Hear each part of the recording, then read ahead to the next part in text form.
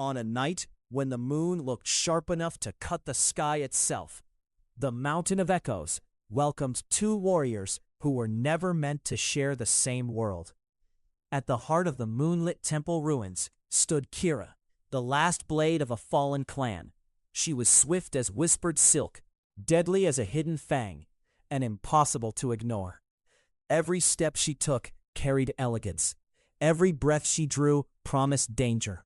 In her sleek, alluring battle attire, she looked less like a soldier and more like temptation given form. But beneath that beauty lived iron discipline, and tonight discipline would be tested by darkness itself. Then came the shadow that had swallowed nations.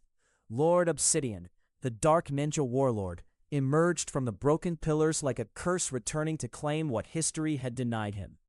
His armor drank the moonlight. His red eyes burned with patient cruelty. He had not climbed this sacred mountain for honor. He had come for the relic hidden beneath the temple, a power said to grant mastery over every blade, every oath, every life bound by fear.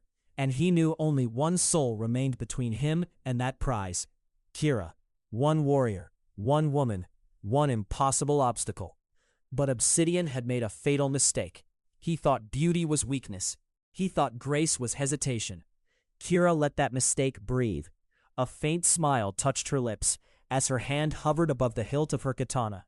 She did not need loud threats. Her presence was enough.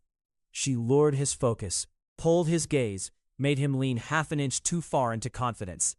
In that moment, the battle became more than steel against steel. It became a contest of control, of patience, of temptation. Whoever mastered the rhythm of the other would own the night. Then the silence shattered. Kira struck first, a flash of black and crimson slicing through the silver haze. Her katana sang. Sparks burst across the courtyard as Obsidian's cursed blade caught hers in a violent cross of steel. He answered with crushing force, each swing heavy enough to split stone. She answered with elegance, slipping past death by distances no wider than a heartbeat. Pillars cracked. Dust leaped from the ground. Moonlight flashed across steel so quickly it seemed the night itself was being cut apart. This was no simple duel. This was art at war. Obsidian unleashed shadow techniques that twisted through the temple like living smoke. Black arcs tore into columns and clawed trenches through sacred stone. But Kira flowed around them like water around knives. She vaulted over shattered pillars, spun through falling debris, and landed with a grace so precise it felt unreal. Even in battle, she remained mesmerizing, every movement sharpened by purpose, every turn of her body baiting her enemy into recklessness. And recklessness, to a ninja of her caliber, was an invitation to ruin. Kira stepped inside his reach, too close for comfort, too calm for fear. Her eyes locked onto his, and in that dangerous closeness, she forced him to react instead of command. It lasted him only a second, a tiny fracture in rhythm, but masters do not waste seconds. Hidden blades flashed from her sleeves and struck the seams of his armor.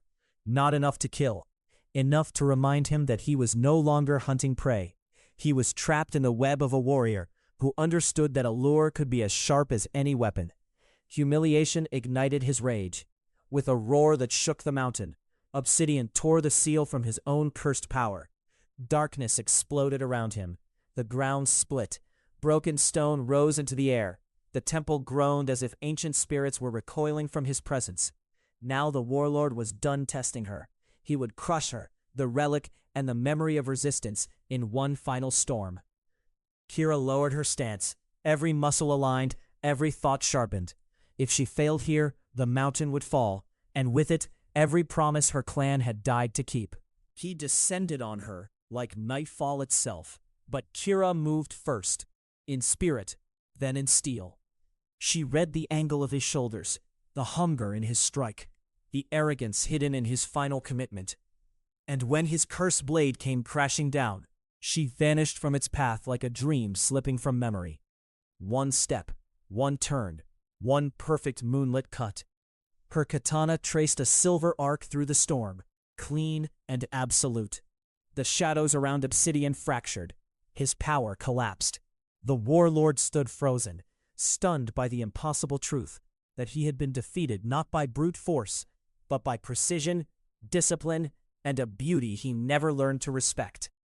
As the darkness faded, the first light of dawn brushed the ruined stones in gold. Kira stood alone at the center of the courtyard, sword lowered, eyes steady, unbroken. She had guarded the relic. She had preserved her clan's final vow. And she had done it in a way no enemy would ever forget.